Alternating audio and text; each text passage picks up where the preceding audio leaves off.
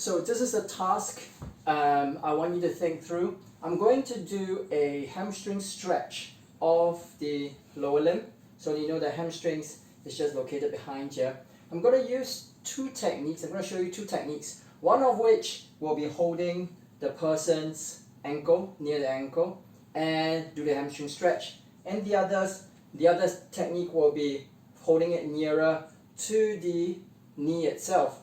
I want you to figure out which technique is easier, okay, and why, using the concepts of moments, forces, and perpendicular distance to a lever. Right, so I'm going to show you the first technique, which is holding near the ankle. So I'm going to stretch this person's hamstring like this, okay, and I hold it there.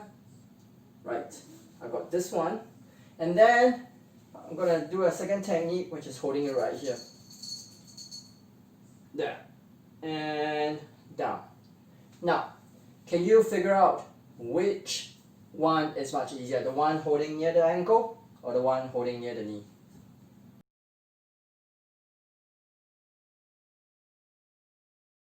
Have you a thought? So if you have, now let's go through this together to determine which is easier. So now, if you think about this particular technique of stretching the hamstrings, intuitively we will know that holding the ankle is much easier. But why? Now there are two things that you need to think about. There are actually two moments occurring here.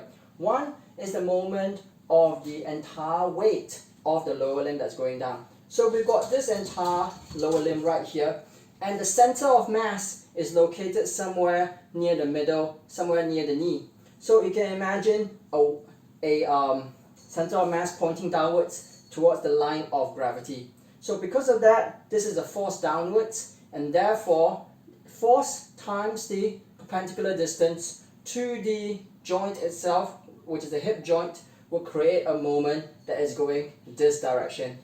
So from your perspective, this would be a clockwise direction. And there is a second moment, which is me trying to put a force to lift up the leg. And for this, I'm using my hands to push a force that way, and therefore there is this force that's going up, and there is a perpendicular distance to the joint itself. So there is an anti-clockwise moment. Now, the reason why holding near the ankle is easier is because the anti-clockwise moment when we are holding on to the ankle is much larger than the clockwise moment of the weight of the limb going down. Because obviously the lever arm here is much longer.